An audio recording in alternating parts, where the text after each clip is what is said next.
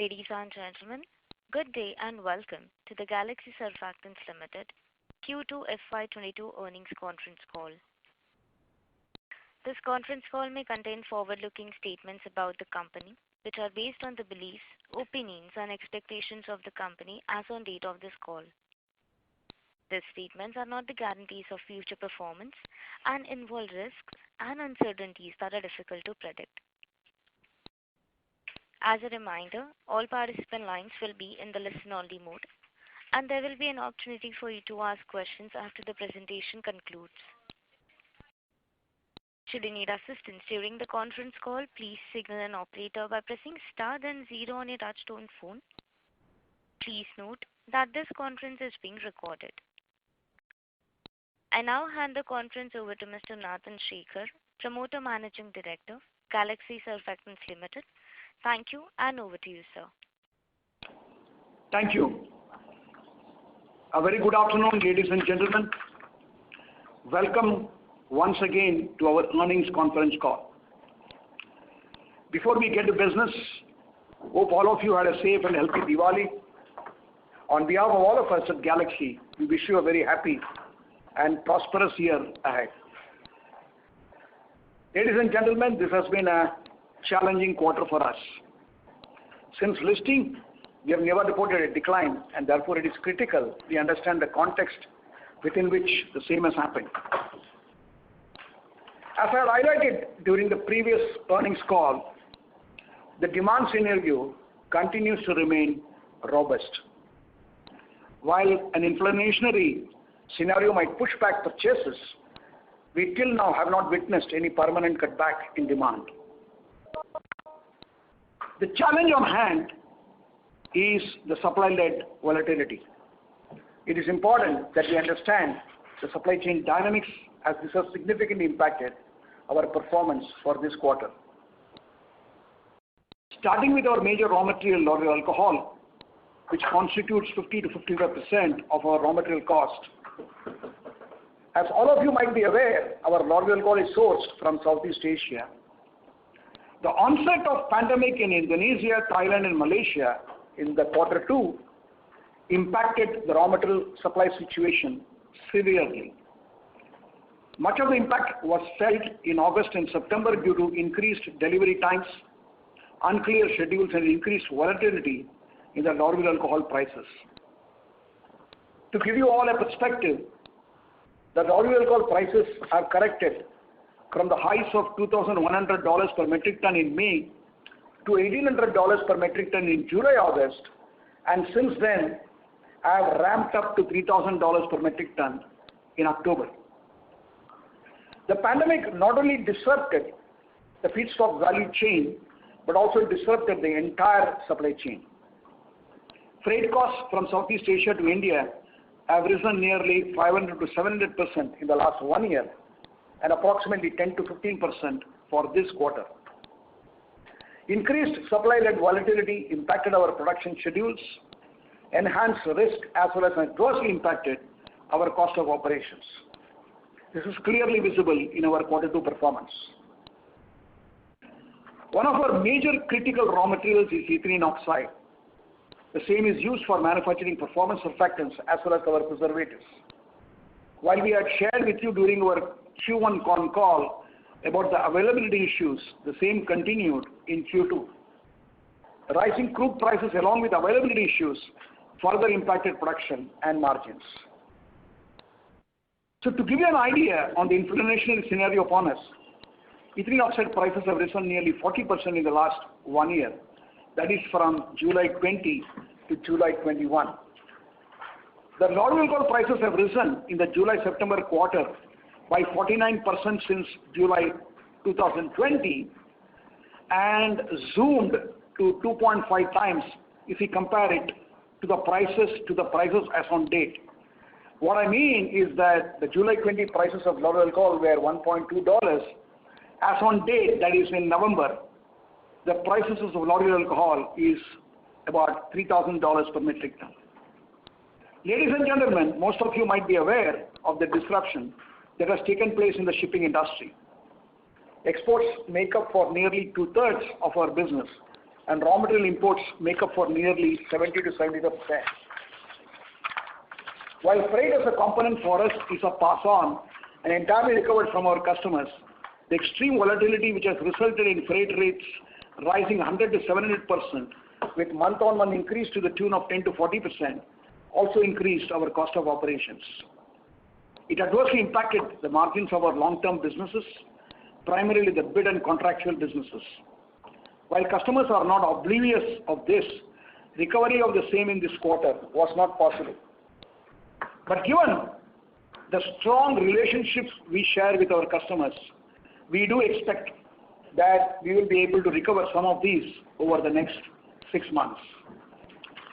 Unavailability of containers for long-distance shipments impacted our specialty business as well as disrupted intermediate feedstock supply chain at our Egypt plant. These two had a major impact on our performance this quarter. The objective of highlighting the entire supply chain dynamics, ladies and gentlemen, is to help you understand the context of the quarterly numbers. At Galaxy, we have always believed in giving our best, and we do everything possible to ensure that we meet our customers' requirements, service to the best of our abilities, and maximize value. While our volumes might have declined 7% on a year-on-year basis, supply-side factors impinged our ability to service the available demand. But in the midst of this challenging environment, I would like to highlight some of the key positives of this quarter as well as the first half. Our India volumes, though, remained flat on year-on-year basis. Quarter-on-quarter, despite the feedstocks availability issue, I have reported an increase of 1%. Having said that, for the past 1 year, we have now been clocking volumes of 22 to 24,000 metric ton for our domestic business, clearly validating the structural uptick. Till 1920, our volumes were in the band of 19 to 21,000 metric tons. Our proteins, preservatives, and malsurfactant businesses, after a slow 2020-21, have started gaining traction. We remain confident that going ahead, the specialty volumes, barring the supply-driven constraints, should see a healthy uptick in volumes. The Africa, Middle East, Turkey region, again, while on face of it might show a decline, is witnessing a good traction given the improving economic prospects of the crude exporting countries. To summarize, ladies and gentlemen, in terms of financial numbers, cumulatively the supply-side factors adversely impacted our EBITDA by 20 crores. Before we move on to outlook for the coming 6 months, I would like to share a few positives updates from you. Your company was awarded the Indian Chemical Council's Acharya P.C. Ray Award for Development of Indigenous Technology 2020 in this quarter for indigenously developing Galgard Lipogy, a patented non-toxic antimicrobial preservative technology for personal care products. This is a new molecule which is slowly gaining traction in the developed markets and should bear fruits in the coming 3 to 5 years. Incidentally, we also backed the Golden Peacock Award for Eco-Innovation in the last, in this month, last month. The capex done for specialty products at Jagadia, Tarapur are now being operationalized in phases and should be fully operational by January 2022. This will lay the foundation for our next leg of growth in the coming years. Moving on to the outlook, ladies and gentlemen, for the next 6 months, we retain the EBITDA guidance of 16 to 18,000 rupees per metric ton. Despite the extreme volatility and inflationary feedstock scenario, in H1, our EBITDA per metric ton stood at 15,917, which we believe should hold. While freight rates are now showing some signs of tapering, container availability issues persist. We only see this normalizing in the coming 6 to 9 months. Managing supply chain and inflationary feedstocks in this volatile scenario will be a critical success factor, and Galaxy is geared up to manage it. As Southeast Asia gets back to normalcy, we do see the feedstocks available scenario improving. With this, I would like to state that we retain our 6 to 8% volumes guidance. Having said this, it is also important that we understand the emerging risks which can have a material bearing on our performance.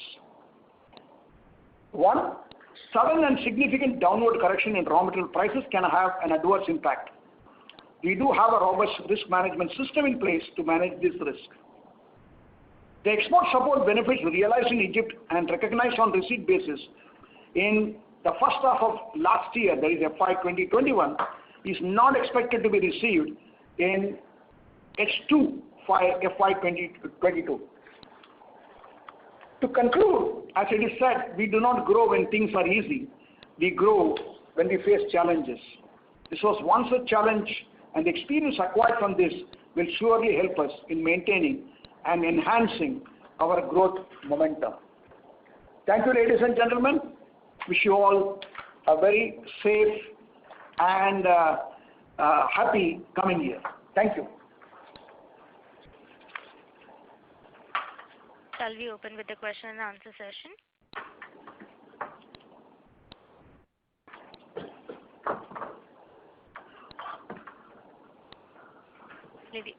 Ladies and gentlemen, we will now begin the question and answer session. Participants present on the audio bridge who wish to ask a question may press star and 1 on the touchtone telephone. If you wish to remove yourself from the question queue, you may press star and 2. Ladies and gentlemen, we will wait for a moment while the question queue assembles.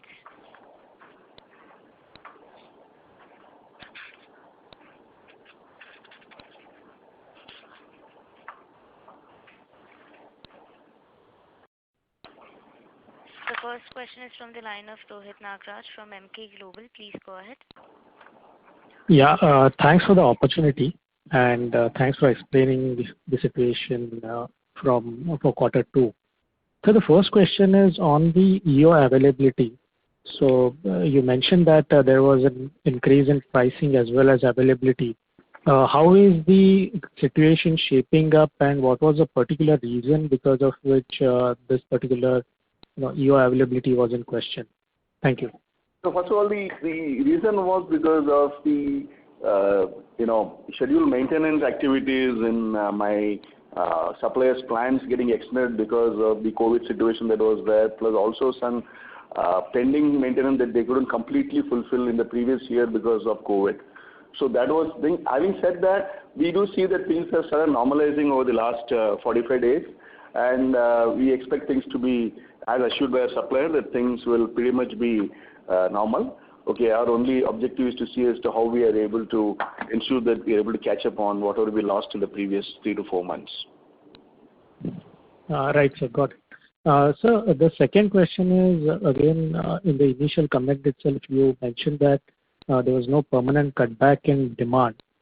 Given that the pricing on the raw material side has increased and probably at some or the other point in time we'll be passing it on to the customer, how do we foresee the demand side, whether it will get impacted or whether people will be able to absorb the increased prices and the demand will remain stable? What is your overall sense across the geographies and our product streams? Thank you. So what we are saying is the price increases were being done in a judicious manner by our customers since May, June this year, okay, in a very phased manner.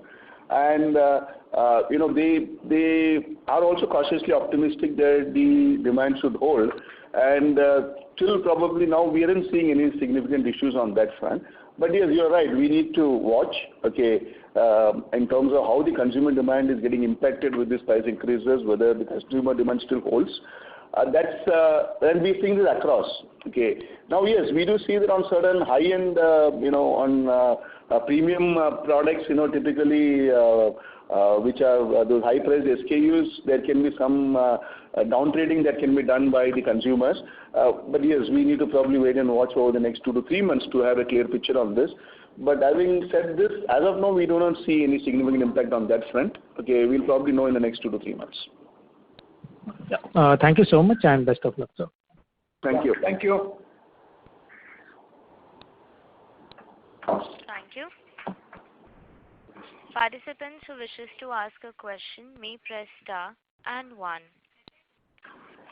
The next question is from the line of Bob from Falcon. Please go ahead. Yeah, hello. If you could clarify a bit on how the pricing mechanism works with your buyers, because you're a B2B supplier, right? So end consumer demand shouldn't be your concern. After all, you're supplying intermediates to the likes of Procter& Gamble and Unilever. If anyone should be taking a hit on their margins, it should be them who have much higher margins than you have. So how does this dynamic really work? Yeah, please. Yeah, so if you look at it based on, we have varied type of contracts that we do. So depending on the customers and the long-term nature of the contracts, you have pass-through contracts where the feedstock prices get passed on, okay, and your various other cost variables that would be part of the price change mechanism. But we also have certain bid contracts that we do for a period of anywhere from 3 months to 1 year on some products and with some customers. There obviously, you need to manage the risk in a way that once you tie up those contracts, you also back-to-back tie up the feedstock contracts as well. And obviously there is some portion of the business that essentially gets done on a monthly basis in terms of pricing that gets rolled out every month. So this is a combination of what we have. So as you rightly said, with customers where we have longer term contracts, we have clear price change mechanism in place to pass on feedstock cost increases. Right. Yeah, I understand that, but the concern is, you see, L'Oreal alcohol and all are major products of companies like Wilmar, and from their perspective, they would keep it as high as possible, right? They don't care about your margins.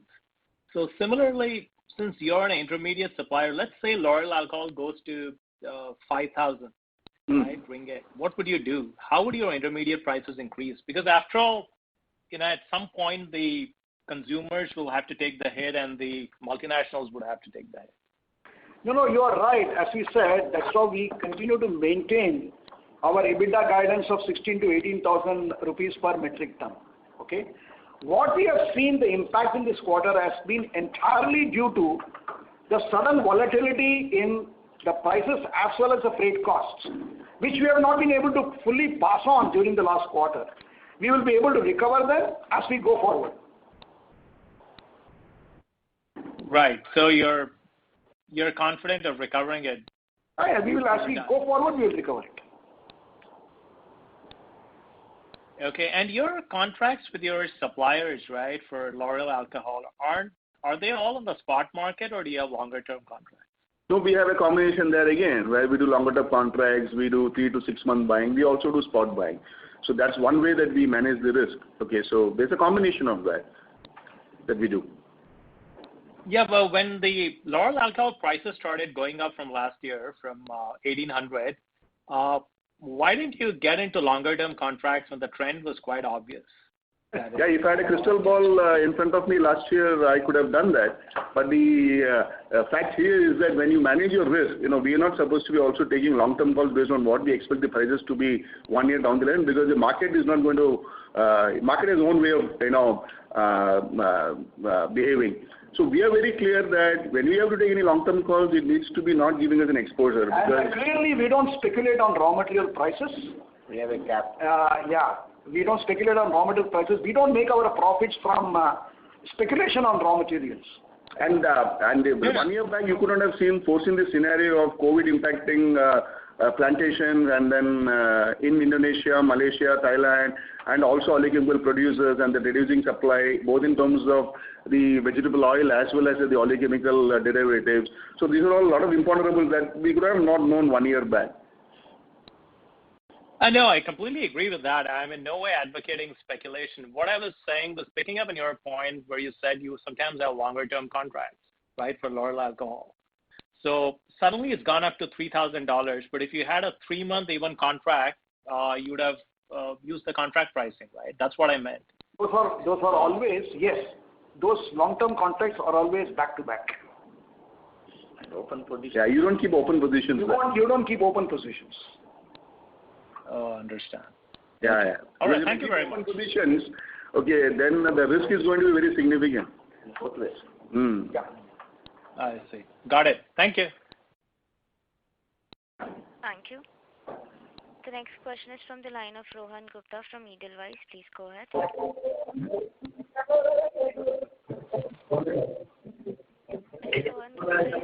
Unmuted. Please go ahead with the question.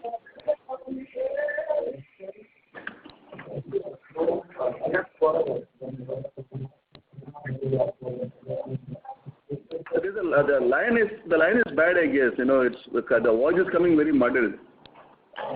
Mr. Rohan Gupta, can you please go ahead with the question? Your line is unmuted, sir. Yeah, thank you. Sir, good afternoon. There was some line problem. I'm so sorry, Mr. Rohan, but there is a lot of background disturbance which is coming from your line. Can you please check, and if you can come back in the queue, sir.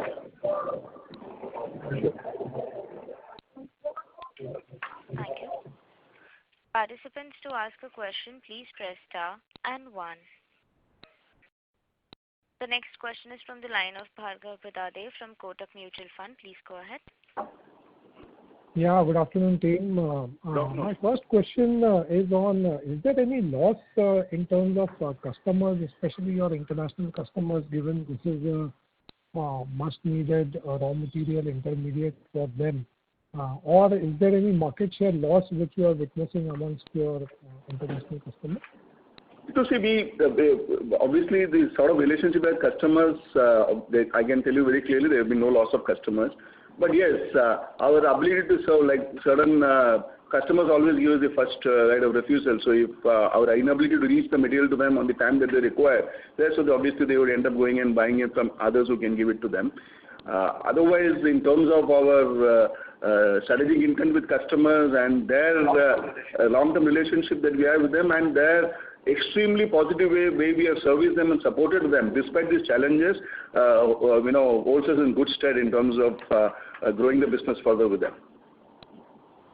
So once these supply chain bottlenecks, especially on the raw material front, stabilize, are you confident that this transient market share loss with your international customers would be more than offset? Very much. Okay. Secondly, sir, you mentioned that on the India side, despite a large base of last year due to pent-up demand, you have witnessed almost flattish volume growth. And you mentioned in your presentation there are some structural trends that you are witnessing which have resulted in these uptick in volume. Is it possible to elaborate a bit on this? So what we are saying is that when we say such a uptick, the hygiene habits because of COVID, that changed from the first quarter of last year, continues to maintain the momentum. So people have become more conscious of hygiene. So it's ensuring that the volumes that grew last year, they maintain, the sort of momentum that was there. So last year, same quarter, there was a huge pent-up demand that came up, because the first quarter was obviously full of total lockdown. So now despite that not being there in this quarter, if you look at H1, the volumes have grown pretty significantly as far as India is concerned. So that tells us that there's a still uptick in demand. Okay. And lastly, on this Jagadia and Tarapur facility, which will likely get fully commissioned by January, is it possible to share which kind of products will you be manufacturing here? So as we already mentioned, in Tarapur as well as Jagadia, the products that we are manufacturing are mild surfactants and non-toxic preservatives, which we know are new generation preservatives. So this is enhancing our capacities, which initially we had set it up in Tarapur, which we are expanding in Jagadia. So this should hold us in good stead over a horizon of next maybe 5 years in terms of the requirements as far as the market is concerned. And so to sum up, in Jagadia as well as Tarapur, the capacities that are coming online are with respect to mild surfactants as well as non-toxic preservatives. And would it be fair to say that some bit of this portfolio would also be fairly new as far as your customers is concerned? Yes. Okay. Yeah. Great, sir. Thank you and all the very best. Thank you. Thank you. Participants, to ask a question, please press star and 1. The next question is from the line of Rohan Gupta from Edelweiss. Please go ahead. Sir, hope it's clear now. Yeah, much better, but still could be better. Okay, yeah. Okay. Sir, couple of questions from my side. Sir, first, please clarification on this L'Oreal alcohol prices. You mentioned in month of October, it went up to almost $3,000 per ton? Yeah, correct. Okay, and they are still at those levels? I mean, at 3,000? Yes, yes. Okay. Sir, you also mentioned that we can recover some of the losses. I think the current quarter we had roughly 20 crore rupees EBITDA loss because of this volatility, both in freight cost and also in the RM cost. You mentioned that probably in second half, you can recover some of these losses. Did the second half be normal margin profile, or you just mentioned that it can improve only from current level, but it still will remain bad? What is important, Rohan, is that, let me explain. Okay. With customers, see, if the raw material price increase was the only increase that happened, I think I know we could have been in a much better position to pass it down if I could service them on time, guarantee deliveries to them, and also have no freight cost increase. So if you see, the last 4 to 5 months have a combination of factors, everything that is loaded against in terms of both us and our customers and consumers. So it was important that as we preserve our strategic intent with customers and where they see this as continuing to be defendable, it's important that we talk a language where we say what needs to be done, how they can support us, how we can support them, and come to a way that we are able to go through the situation jointly. It is not about us and them separately. So that is how we engage with customers, because that's what makes us strategic intent actually get demonstrated. As we move forward, our ability, like for example, when the freight rates are moving up every week, like the situation was that the freight rate moving every week, and if you need to get a confirmed booking, you need to pay extra. And if you need to be giving something that needs to be booked 1 month ahead, you need to be paying much higher. So that is how the freight market was. So I can't go back to the customer every week saying that by the time I'm shipping, it's gone up by so many dollars, please give it to me. We can't be transactional. So that is how the recovery keeps getting pushed, okay. And now things seems to getting stabilized. So our ability to pass on is much higher because things are not going up every week as it was in the last 3 to 4 months.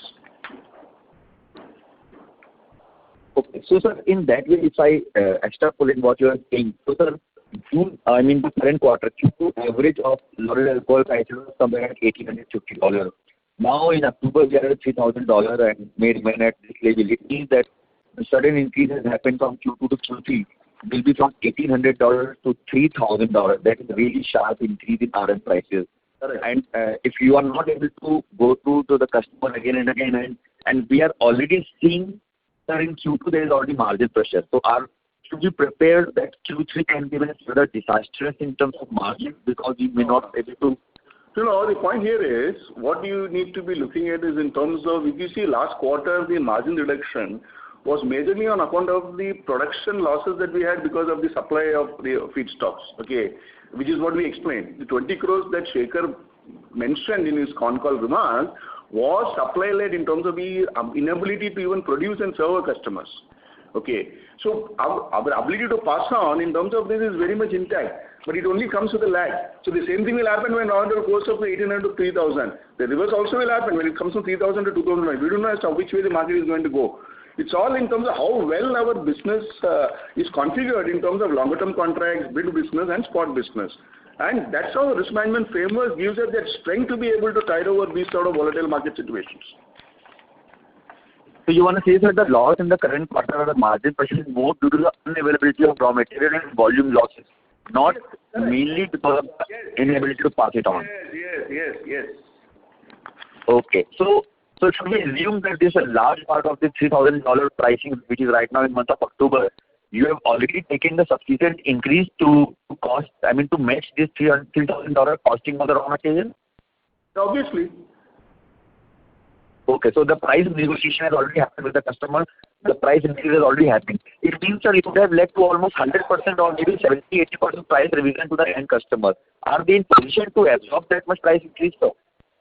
Yeah, but that's the way it is, because the increase is not something that is manageable by us. It's so significant that obviously it has to get passed on. So what the consumers, whether my customer will take it or the consumer is willing to take it, what the consumer will do is only after my customers take this, increase the price and put it on the market shelves. That's what I said when I answered one of the questions earlier. We need to wait and watch, because finally the consumer decides. If the consumer is unwilling to take this, then certain alternatives have to be looked at. But as of now, we don't see that happening. So important thing is how the consumer votes in terms of these price increases.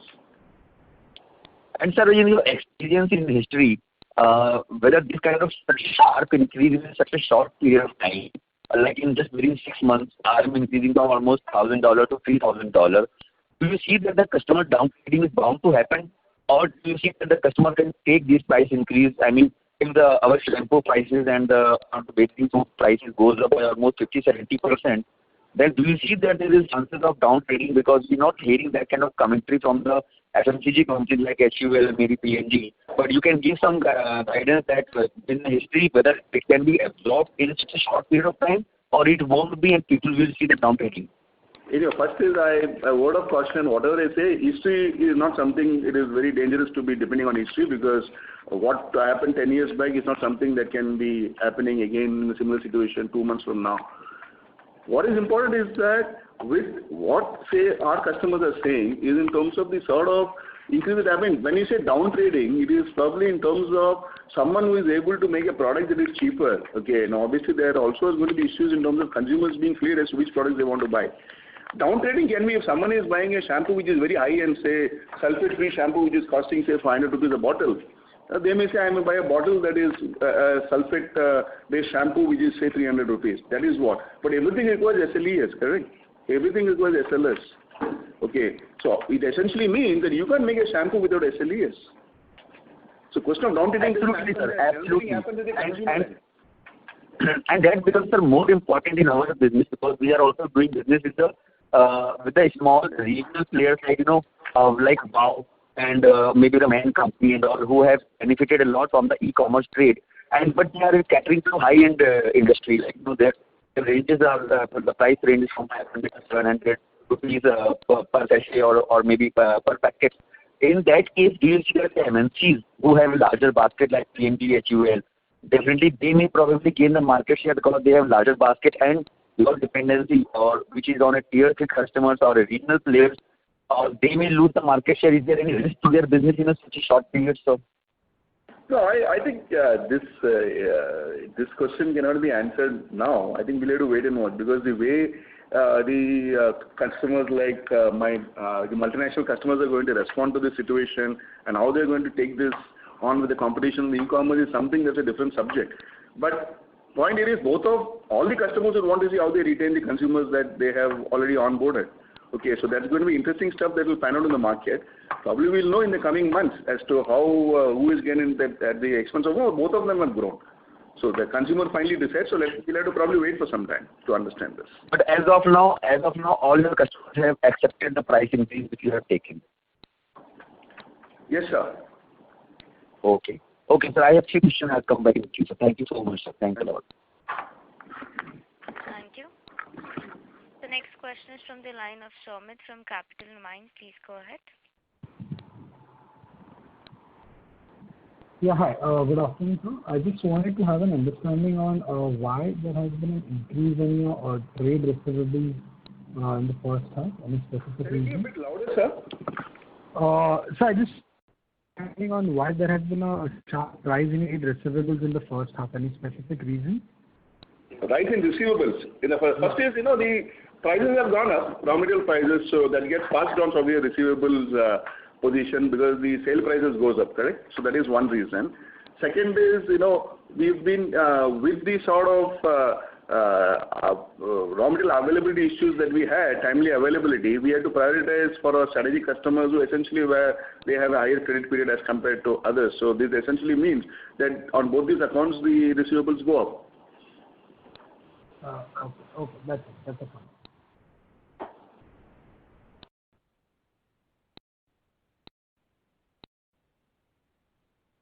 Thank you.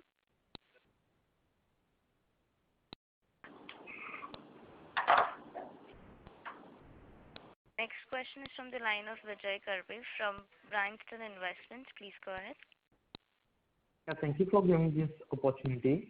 My first question is, what percentage does the top 5 products contribute to our revenues, and what kind of market share do we have in SLS, SLES, and phenoxyethanol in various markets say suppose like India, AMET, and the rest of the world? Yeah, the top 5 products will constitute approximately 60 to 65% of our turnover. And what is the next question? On the market shares, we don't disclose the market share information. For product-wise market share information, we don't disclose. Yeah.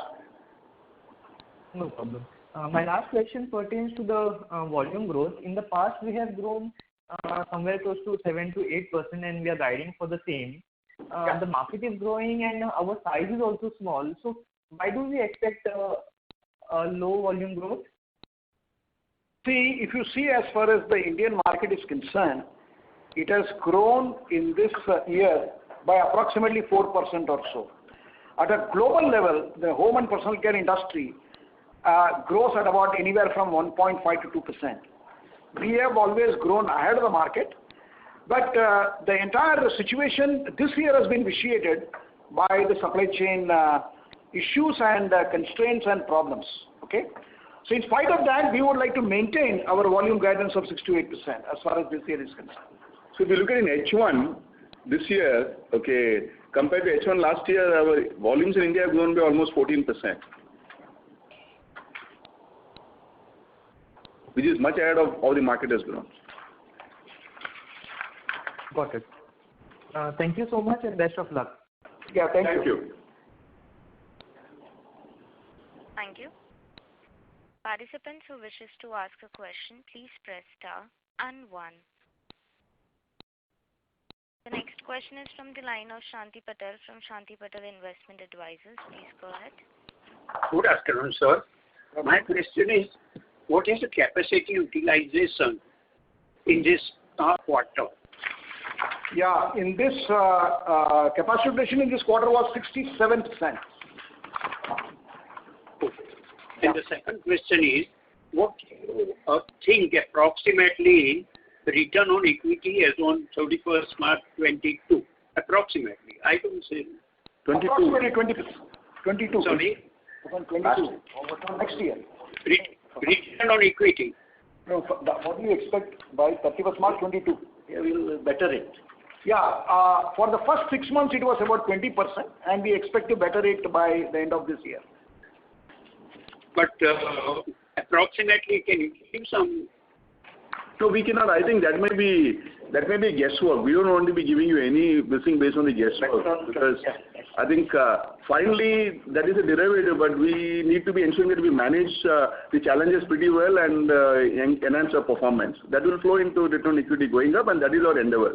We do hope that our intention and capabilities are supported equally by the external environment, and we're hoping for the best. But our intention and capabilities are very much in line to ensure that we are able to deliver better in terms of return on equity. Oh, thank you, sir. Thank you. Thank you.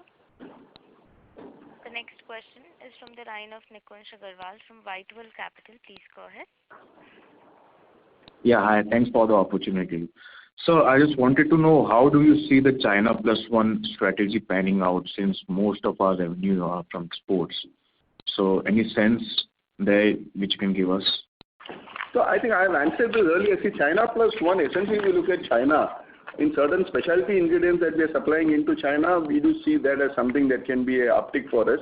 But then we need to, because the recent issues that are happening in China, we need to wait and watch. But most importantly, we also need to be ensuring that the situation in India in terms of the way the logistic situation is, that needs to get improved significantly. But whether someone who has been sourcing majorly from China wants to be sourcing those products from India, those are far and few as far as our industry is concerned. Okay, and so talking more about the specialty side. So I mean, we are manufacturing it from India, US, and Egypt. So on a longer term basis, let's say down the line 3 to 5 years, how do you see the specialty chemical portfolio of our company growing as a whole, and what will be the key drivers according to you? It will be growing. Our objective is, that's why we are investing in capacities, and obviously we want to ensure that we are going ahead of the market.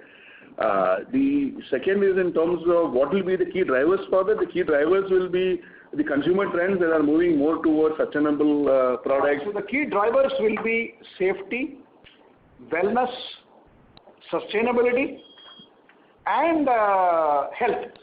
So health and well-being always comes on top. So these will be the primary drivers which will drive the specialties, surfactants. Of course, one another very trend which will determine will be premiumization. So all these will be the drivers with respect to the specialty products that Galaxy is investing in terms of setting up the various capacities. Yeah. And recently, we are trying to focus more of our portfolio into green products and towards sustainability, which is a very good move. So how do you see, how is the demand now, and what's the percentage of revenue from the green products as of now? See, these are progressively growing, and we have continuously grown year on year on all these products.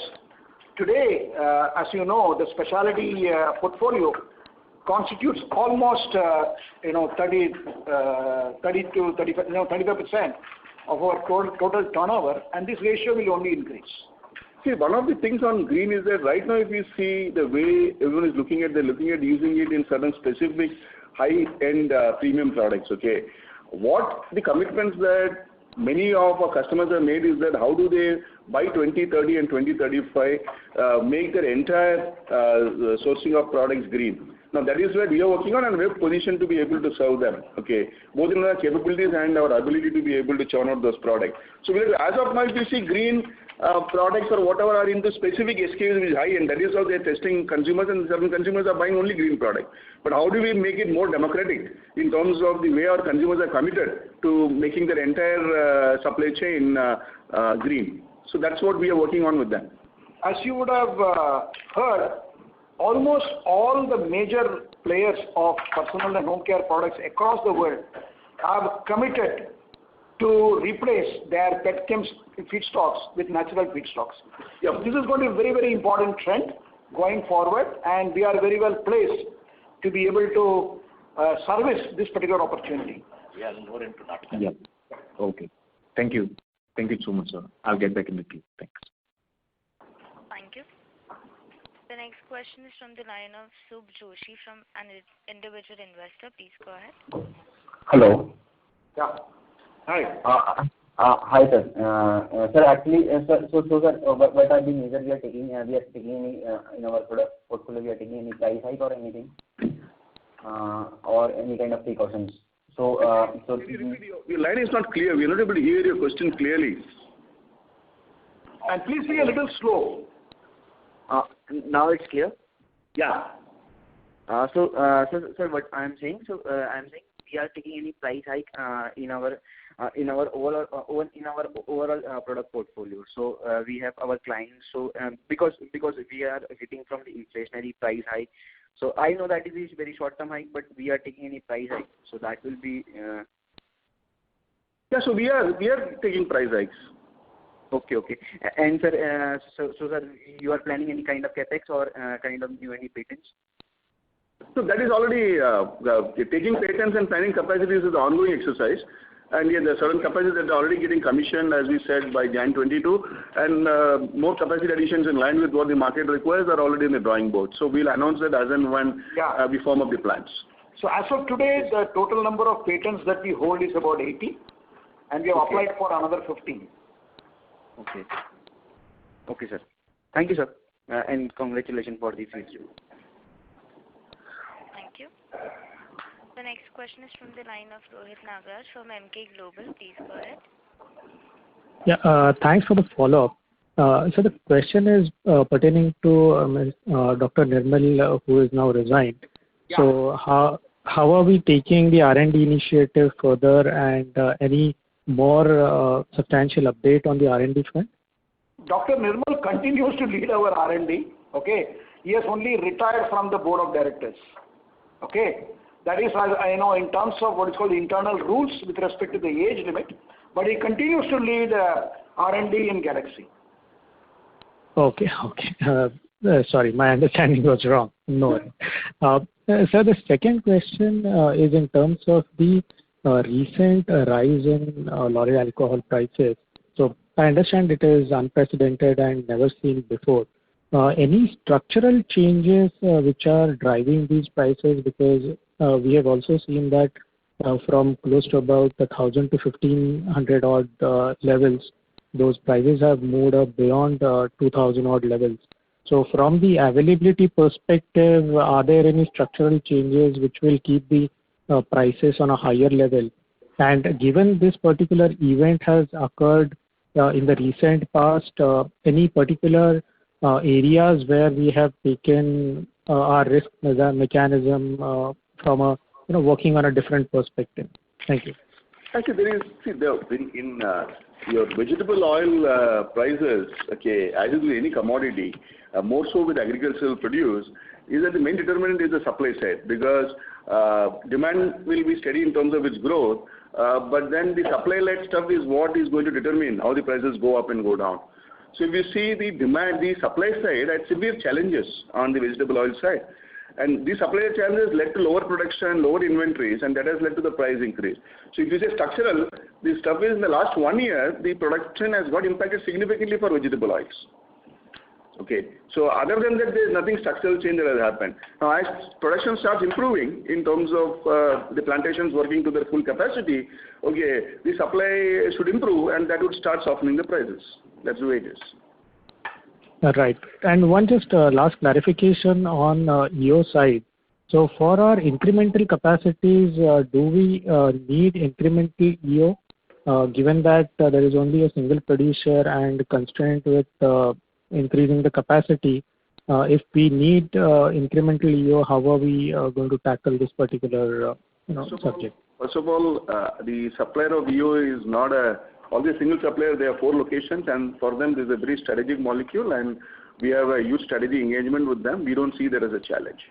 So our growth plans are very much intertwined with their growth plans in this particular molecule, and we don't see this as an issue at all. What has happened was something that was more situation specific in terms of the maintenance schedule getting extended because of COVID. But last year, where they couldn't do much of the maintenance properly, and then they had to continue and complete that in this year. And this year again, when they started, they had COVID issues in the first quarter. Right, got it. Thank you so much, and best of luck.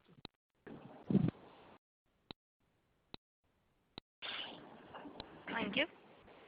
The next question is from the line of Bob from Falcon. Please go ahead. Hi. Have you seen a similar situation historically, for example, in 2008? Yes. We did. Yes, we have seen L'Oreal alcohol going up to $3,500. And then crashing to $900. Yeah, and crashing to $900. Right. And how did you manage it? So it was, you would have been hit both sides.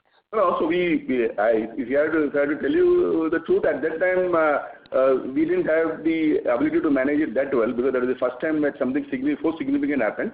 Then we put in place a good risk management framework in place that has allowed us to manage subsequent situations like this, which again happened in 2012. Okay, and then it again happened in 2015-16. So this is something that keeps happening every 18 to 24 months. Okay, so the volatility has only increased year after year. So that has enabled and honed our ability to manage this risk in a significantly better way. I see. Okay, that's comforting. Thank you. Thank you.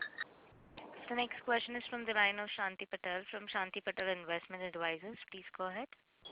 Yeah. So I just...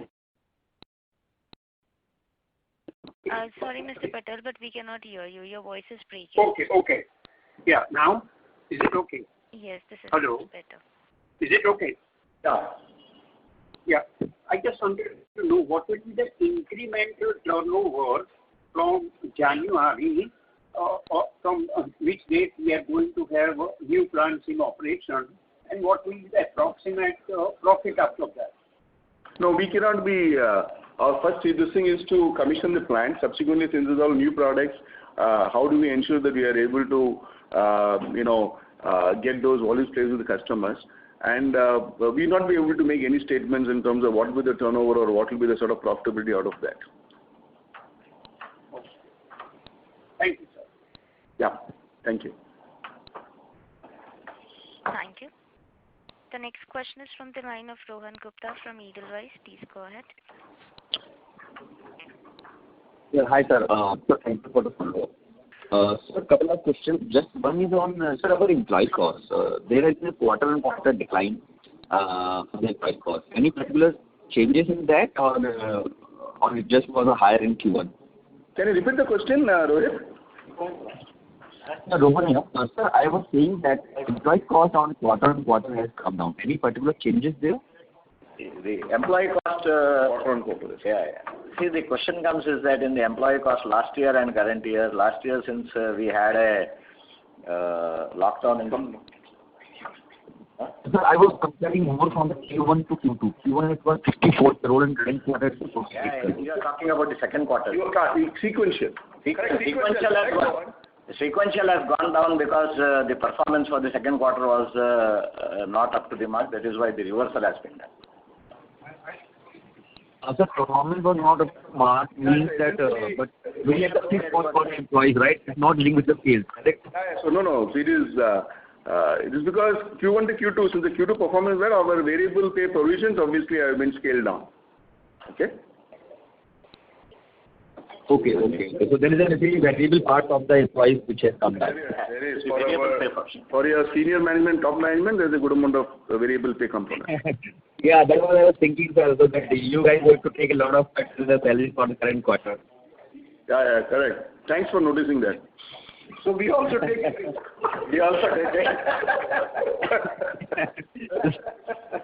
Sir, I wish that it goes up significantly in the next quarter in line with the improvement in the performance of the company. Hopefully it goes up in the next quarter. Sir, second question on the commissioning of this specialty chemical plant which is happening by end of this year. So we have seen that we have been living in a COVID environment and there have been a lot of global travel restrictions. And specialty chemical plant is focusing more on the new product development and all. So even though we are going to commission the plant, but how has been the product acceptability, how has been the demonstration and offering or sampling to the customers, or we will see that very slow pickup in our specialty chemical plant because that may only be possible after the restrictions. Every person, including you and me, are fed up of this COVID.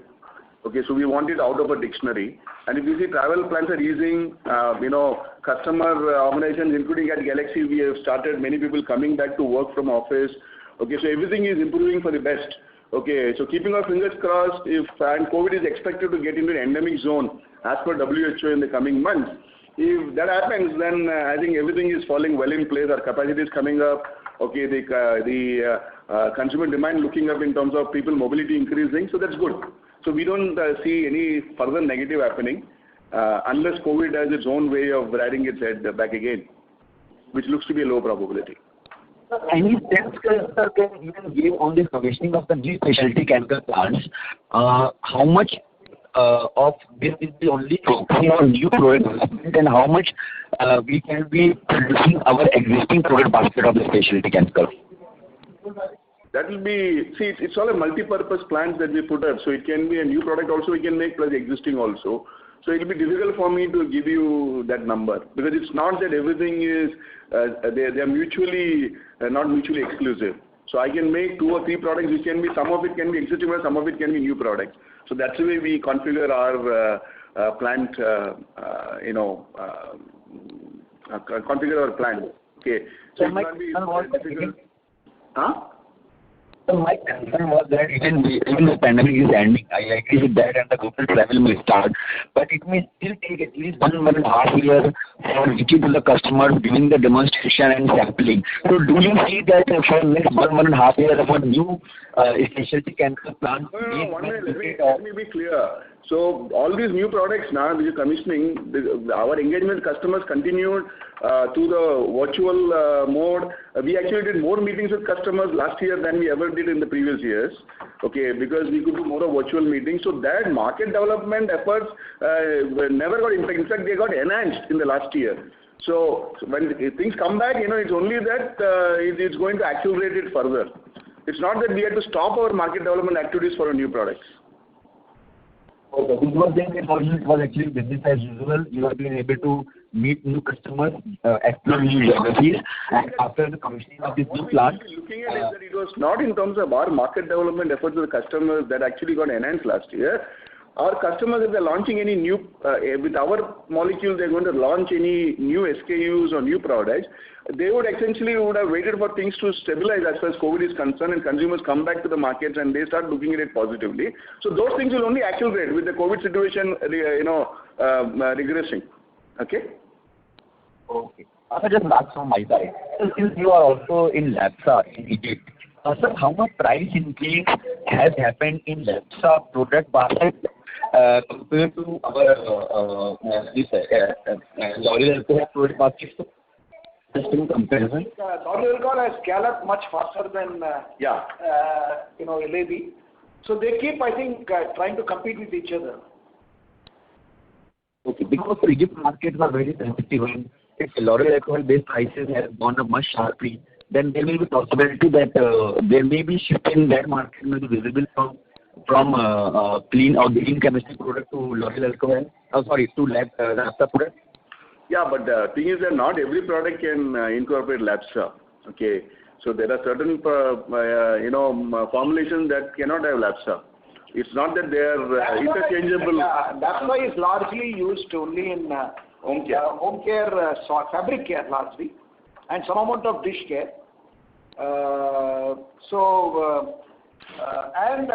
It cannot replace kg for kg SLES in every single formulation. No. Okay, sir. Thank you, sir. Thank you very much. Thank you. Ladies and gentlemen, this was the last question for today. I would now like to hand the conference over to Mr. Management for closing comments. Thank you, ladies and gentlemen. Thank you for attending this conference call. Have a great day and have a safe and a great year ahead. Thank you. Thank you, all of you. Thank you. On behalf of Galaxy Surfactants Limited, that concludes this conference. Thank you for joining us, and you may now disconnect your line.